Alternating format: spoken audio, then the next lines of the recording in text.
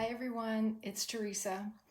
Yesterday, Lorraine Valona, one of our demo darlings for this retreat, was nice enough to share with you how to use your Brother Scan and Cut to scan in your pattern pieces, transfer them to your computer, do the editing, and then put them back in your machine for cutting. And I wanted to show you the other process that's used with the Brother Scan and Cut, where you use an SVG file. So over here on my computer is, scan in a little bit, is what the SVG files look like for the Maggie 55 Sweet Juliet.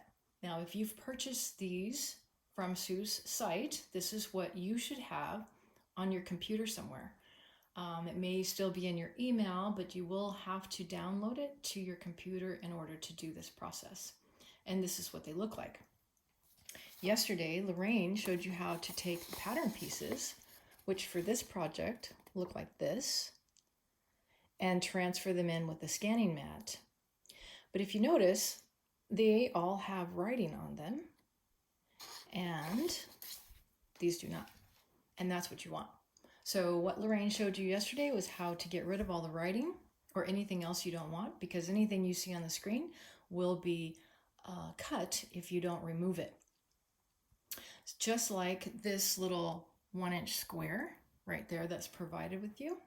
So I'm going to show you how to transfer this file into your Brother Scan and Cut, but we're going to also go over removing that square. So let me just get out of this.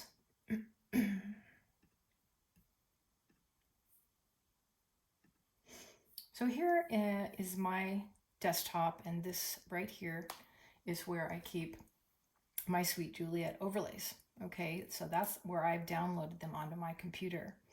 And I want to open them in the program that Lorraine used to edit them. And it's called Canvas Workspace.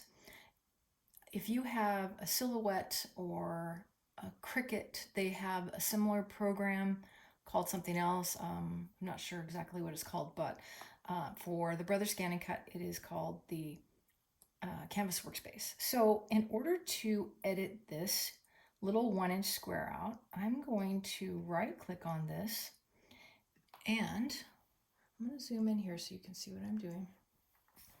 I'm going to go to Open With, which is the second one down. Now I'm on a Mac, so this may be different on your PC, but you want to the option is Open With, and there's an arrow right here. So I'm going to click on that.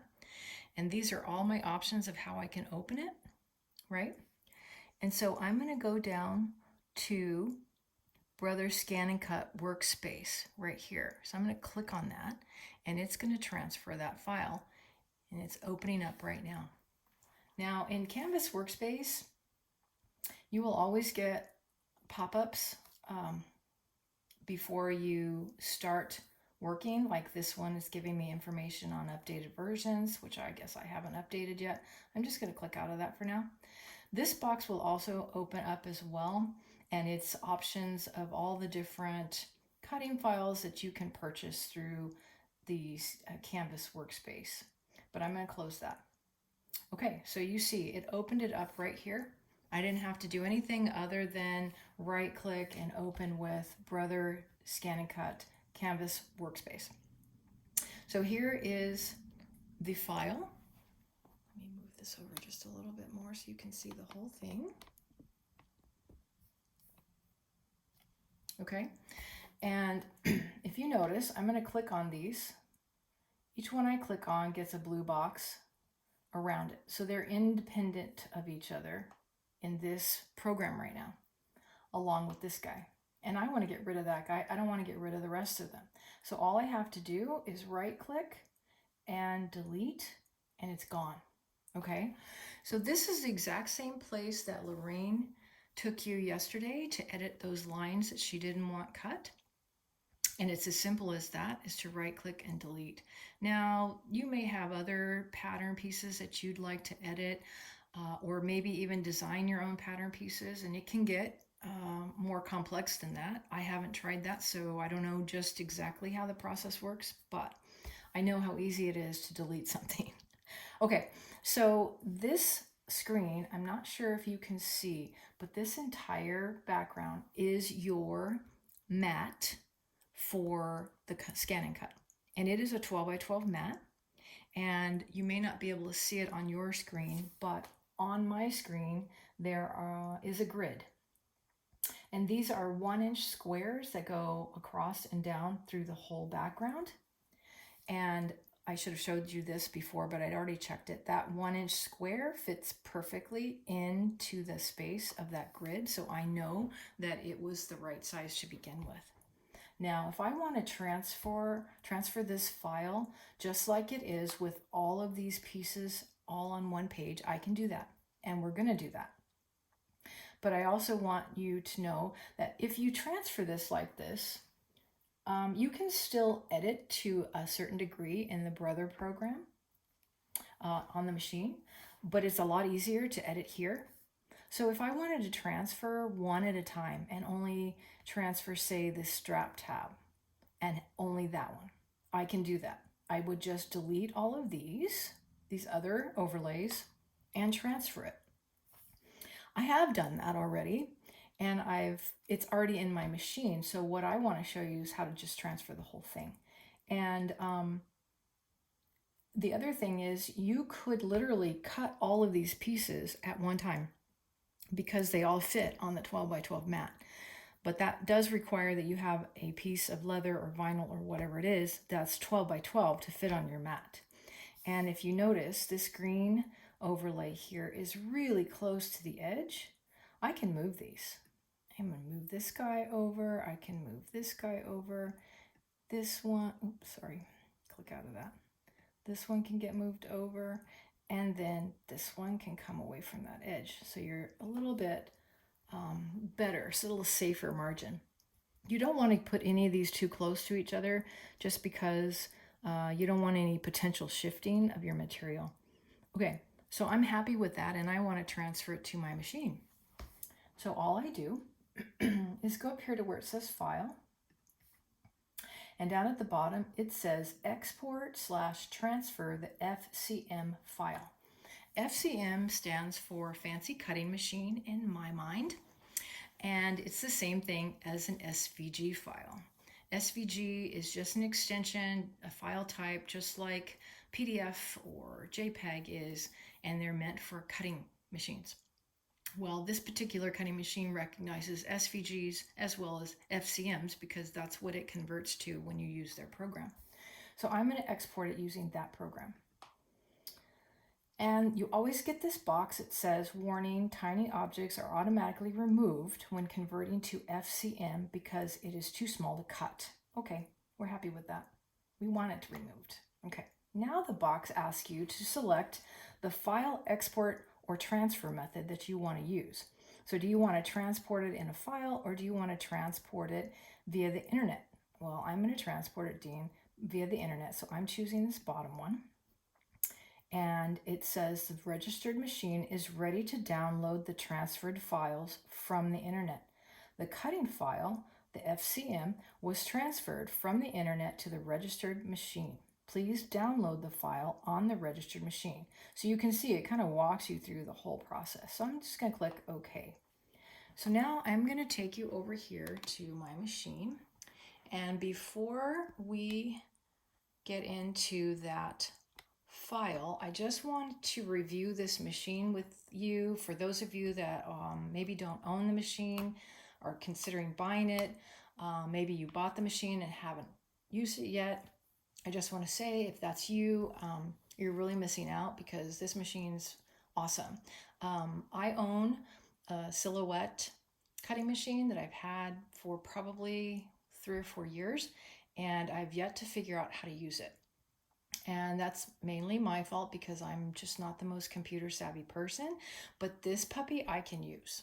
No problem. As a matter of fact, for those of you that were in this September's Classic Zip Around Wallet Retreat, or the ones of you that are in the November one, I used this machine to cut all of the stabilizer kits that you received from me.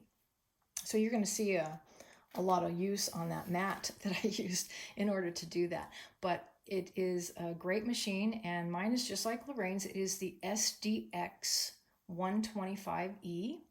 There are several models out there, lots of models previous to this one, and at least one that I know of that's more current than this one. And as far as I'm concerned, this machine here does everything I need as a bag maker. I have cut Craftex, foam, Decaville Light. I've also cut leather that had Decaville Light already adhered to it on the back, and that leather was Peggy Sue also Divine Line leather, which is 2.5 to 3 ounce leather. This machine will cut up to 3 millimeters of whatever you're putting in it. Okay, so I believe this machine is all I need. I paid approximately $400 for this machine. The next level up is the SDX 225. This one is the SDX 125. And the last time I checked, it was approximately $600 or more.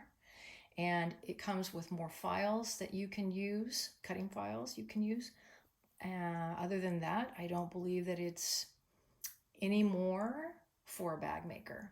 But that's my opinion. And you certainly do your research. But do know this. This particular machine and the 225 come with an auto blade.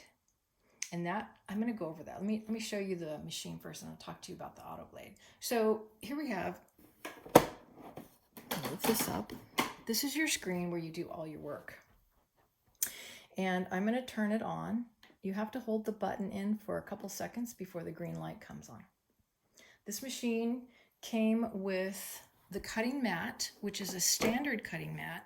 They have two other mats that I'm aware of. One is a low tack mat. I'm not sure if that's exactly what it's called, but it has less tack to it. And then there is, I believe, a fabric mat. And I have only used the standard cutting mat, and that's this one.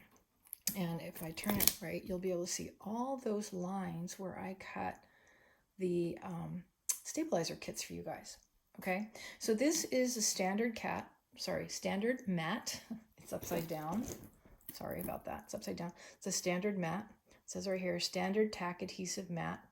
And the machine recognizes the mats, so you cannot use a mat from another type of machine. You have to use the brother. Okay. It also comes with this film that's a protective coating or protective sheet that goes over the top. I save that and put it back on the mat after I'm done using it. You'll also see that this mat has an arrow at the top of it. It only goes into the machine one way. If you put it in there accidentally the wrong way, it'll tell you it doesn't recognize the mat. Okay, so it came with that. It has this door that drops down where you access where you feed the mat in. It goes in right here. It also has the two storage compartments. I don't keep a lot in here. This is a handy little quick reference guide that shows you different methods of cutting and what you need to do. It also has my warranty. And then the tools that it came with are in here. So it came with this little spatula for removing your paper, leather, whatever it is you have on your mat. I use this, even though I could remove whatever product I have on the mat, I could remove it with my hands. But you want to avoid touching the mat with your hands because the oils in your skin will be absorbed by that and reduce the tack of your mat. So I use that. It comes with a stiletto, so you can touch the screen. You don't have to use this. A stylet, I guess. A stylus is more than a stiletto. I'm on my sewing machine, apparently. Anyway, you use this to touch the screen or the buttons, and sometimes I use it and sometimes I don't. It also comes with a marking pen. That is, I believe, black. The machine also draws, right? So you can use this. I believe these machines were set up for scrapbookers. So you can draw with this machine, and it comes with the holder that this goes in. Super simple. All you do is push this in, pop that open. This is a cap that you take off. You pop it down inside of here. It would come out through here, and then you close it, okay? And then it also comes with the auto blade that I mentioned previously, and that's already in here. The auto blade, what makes it unique, this machine unique, is that it will sense the depth of the material that you're cutting and then know how deep it needs to cut. So other machines, you have to kind of figure that out on your own. You have to dial in the thickness and the pressure and how deep it needs to cut and how many passes it needs to make. And all of that's figured out for you with this auto blade, which is really cool in my mind because I like things that are easy. So I'm going to put these back. I'm going to leave out the stylus and the spatula because I will use those. All right, so we were transferring the files from my computer. So the screen is waiting. It's like a screensaver going on right now, and you can touch anywhere. And this box will always come up. It says the carriage will move to the initial position. Keep your hands away from the carriage. Well, it's overkill, but this is what happens. That's it. This is your home screen. So if we come over here, again, this was your power button. This button will take you back to this page, which is your home page.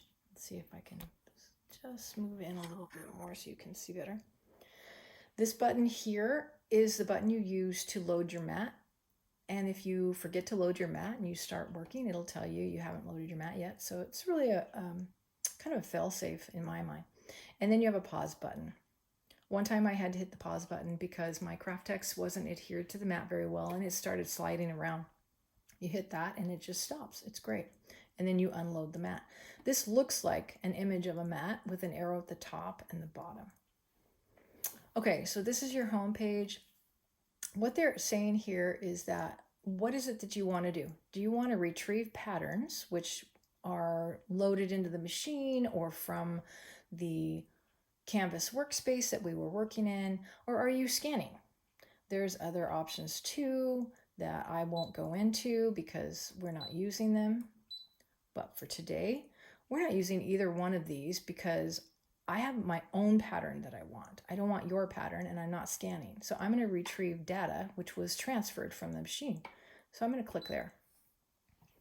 Now your option is, is the information or the files that you're looking for, is it on the machine itself? Is it coming from your computer via the internet? Is it on a thumb drive? Or is it coming from the computer that's been hardwired?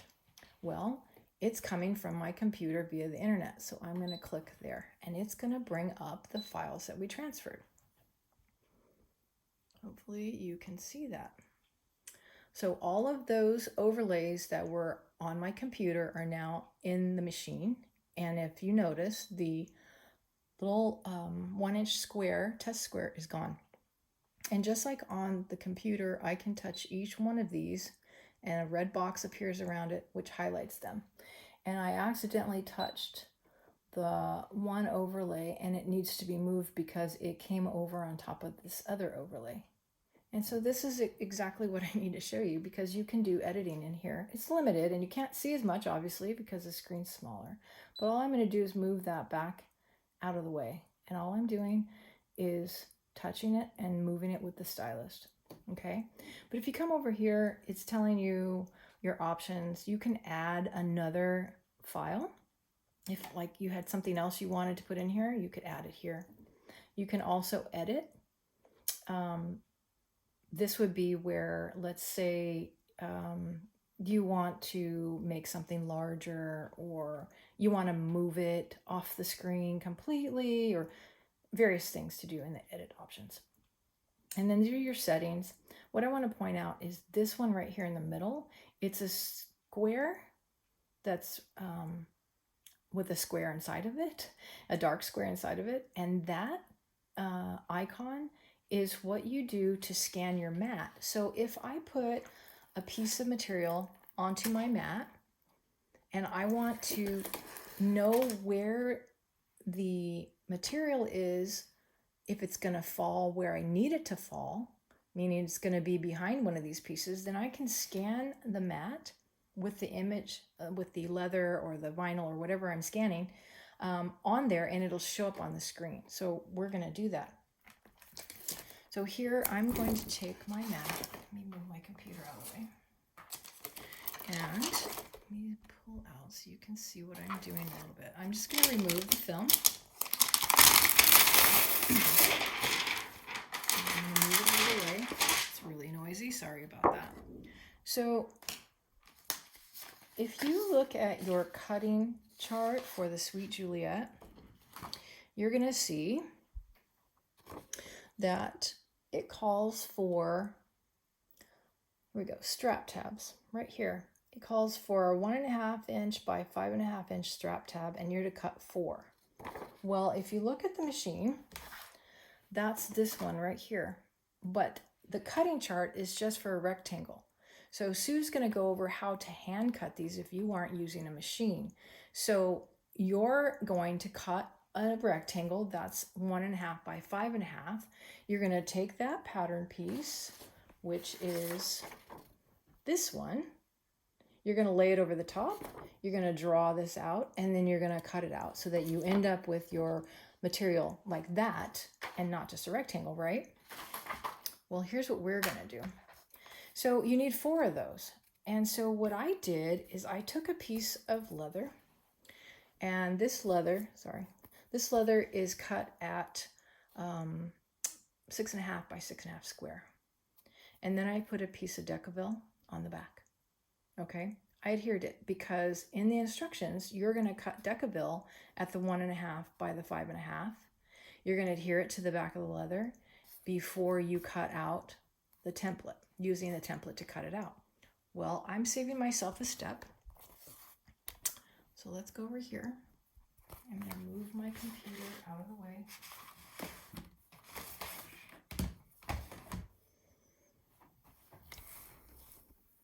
Okay, so this is my mat, and this is the top of my mat, as you can see. So I need to place the leather on here, and I always place leather on here up right side down. And the reason being is that the back of leather, I can't show you on this piece, but you know the back of leather is got fibrous, right? If I lay the fibrous side down onto the mat, it'll stick, but when you peel it off, it's going to leave a lot of the fiber on your mat, and now your mat's not going to be very sticky. So I'm going to put this face down. And to be perfectly honest, it doesn't matter where you put it. Okay? I'm going to grab my roller. All I'm going to do is make sure that it's stuck down. So you can use your roller to do this. You don't have to use this roller. You can use, there's other rollers. You just want to stick it down. You want to avoid touching the mat with your hands, okay? So it's stuck down. It doesn't matter where it's at, right? Doesn't matter. So what I'm going to do is I'm going to feed this into the machine now. Okay. I'm just going to load the mat. So using my stylus, I'm going to come right here. I'm going to press this button, and it's just going to load the mat. And you want to kind of give it a little help at first. And that's loading. Okay, so now what we're going to do, I'm going to go back up here to the screen. I want to show you.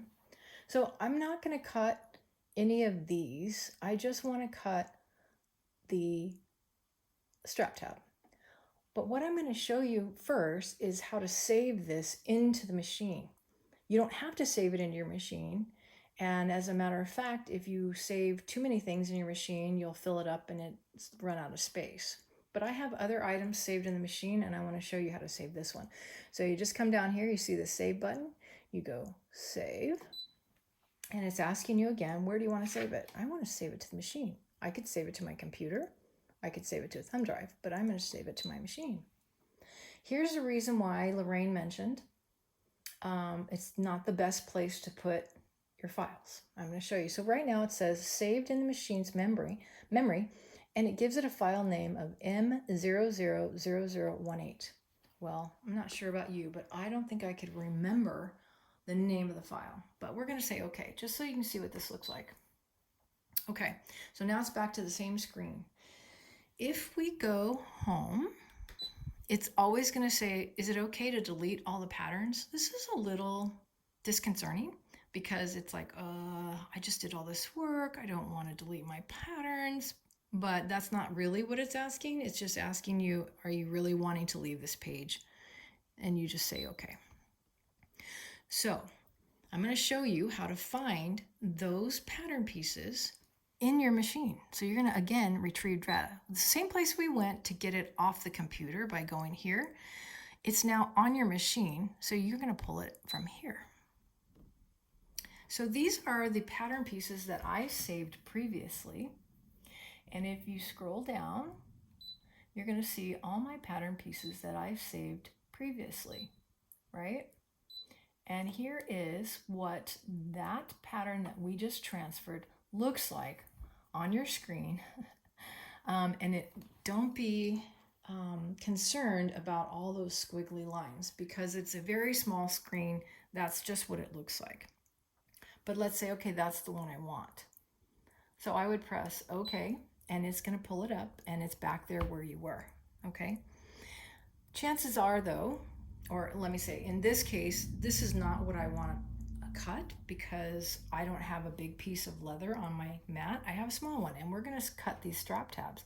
So we're going to go back, and we're going to go up to this. You notice there's 4 of those strap tabs on there. All I did was copy it and paste it. So in Brother Scan and Cut Canvas workspace, you would just eliminate all the ones you don't want, like I showed you, by right-clicking, deleting. And then when you click on it, you can duplicate it. But you can also duplicate it here in the machine, and I'll show you how to do that. So I'm going to click that one. That's the one we want. And there they are on the screen. See if you can see them. Oops, sorry. Okay, so there's 4 of them right there. That's the one I want, so I'm going to go okay. You can even use that to zoom in if you can't see very well. I'm going to say okay. So if I wanted, say, 6 of these, I'm going to have to edit, right? So we're going to edit. It's asking you now, are you editing the object? Yes, I'm going to edit the object. Now, these icons, you have to kind of figure out what they mean. This one right here with the plus sign in it means I'm duplicating. I want to add more than one of these. And you notice a red box around one of them. So I'm going to add. I want not just one, I want another one. Okay. So now you'll see, if I move this over, there's 5, right? There's also this button right here, really important if you're ever cutting anything out that has a direction. This is a mirror button. Because my leather is upside down, you want to make sure that you're cutting it the direction that you want so that when you flip it over, it's in the direction you want. I'm not going to go over the rest of these, but this is how you would duplicate. Okay, so what I'm going to do is I'm going to say okay. And then we're going to, you notice that extra one that I created is still highlighted. I don't want that one. I was just showing you how to do it. So I'm going to delete that. Okay, to delete selected data. Yes, it's okay. So it gets rid of it. We're back down to the 4. So you notice all 4 of these are next to each other. I did this so that I could cut them all at one time out of one piece of leather instead of 4 different ones. So I'm okay with this. I'm ready to start working on cutting. But the one thing I want to do is make sure that my leather is where it needs to be on the mat, depending on where these are located. So what we're going to do is we're going to scan the mat.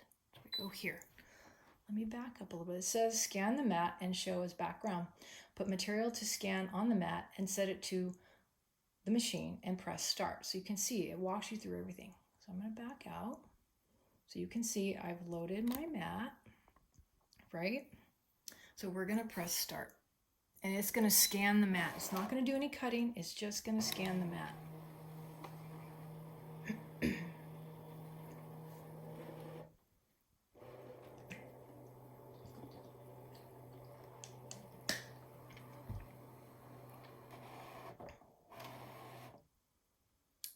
Now, let's see if I can zoom in here a little bit better. You can see this dark image right here. Let me come over here. This dark image is the leather that has been scanned in to show you where it is on the mat in relationship to the images that you want to cut. So what do I have to do? I have to move these images up here onto the mat. So I can move one at a time. I'm going to take this one, I'm going to move it up here, and I don't want it too close to the edge. Then I'm going to bring this one up here, and I'm going to set it right next to it, and then I'm going to put this one up here. Now, how close these are is probably going to be dependent on your comfort zone.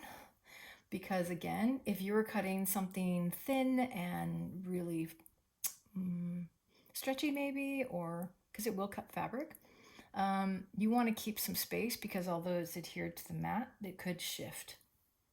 So I can move these over just, oops, not that much, just a little more, so there's a little bit more space between them, right? And I'm happy with that. I can see that all 4 of my pieces are on the leather where it's located on the mat. And I'm going to go, okay, I'm ready to cut it. So now you're here and it's telling you, please select. Well, please select what? Let's see. Do you want to cut? Do you want to draw, emboss, foil? If you scroll down, you'll see there's all kinds of embossing and foiling and piercing. We're not doing any of those, but we go back up. We want to cut it. So we're going to select cut. Now it's processing. You could do a test, and I don't need to do a test, but I'll tell you, if you do a test, it'll come down onto your leather in some very inconspicuous place. And if you've chosen for it to cut a test piece in a square shape, that's what it'll do. It'll kick it out and it'll show you just how it cut. I'm really confident in this machine to cut it the way it's supposed to cut. If you notice, the pressure is on auto. The speed is 0.5 or half, I'm not sure. And the half cut is off, and I won't go over half cut because that's for heat transfer vinyls and not for cutting all the way through. So I'm just going to go ahead and start. I could do a test, but I'm just going to start because I'm very confident with this. So let me make sure that you can see what's going on here. Scan out a little bit. Okay, here we go. We're going to start. Now what it's doing is it's measuring the depth of the mat up at the top. Now it's going to measure the depth of the leather. This is how it determines how deep it needs to cut and how many passes it needs to go through in order to get it cut. And now it's cutting. And yes, it'll even cut the little tiny rivet holes that are on the pattern.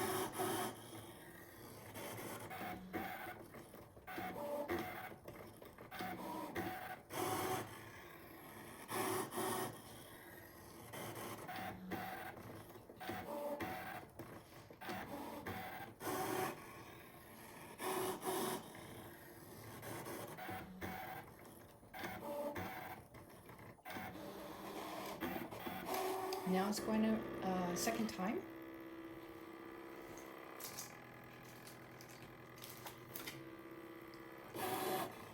And it says it has about a minute left. It'll tell you that's an estimated time to finish the cutting. Sometimes it takes a lot less than what it says it does. I've never seen it take longer than it says it's going to take.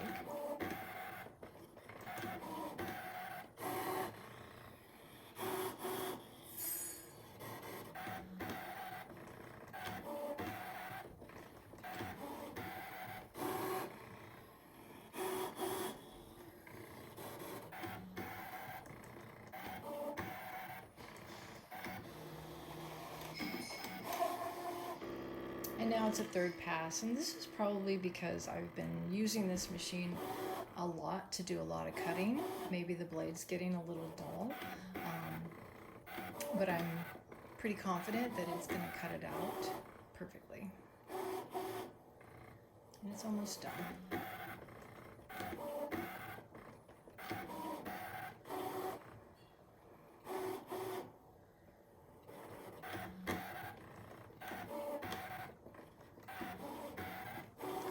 The first time I used this, it cut in one pass.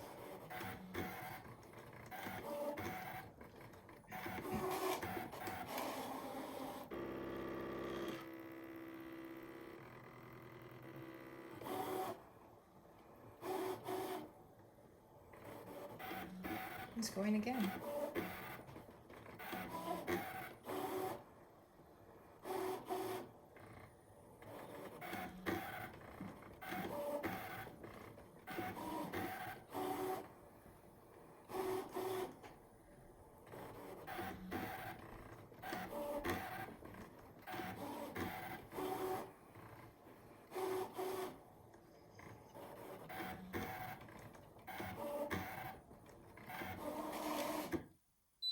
Okay, it says it's finished cutting. Press OK. And then you unload the mat.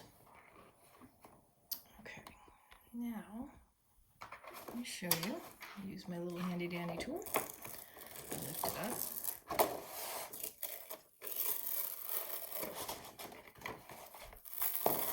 And as you can see, voila. And I'm going to take those off. Each one, just like that.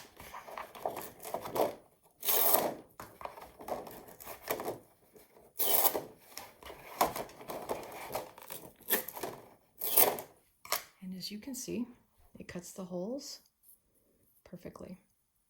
All 4 of them are cut perfectly.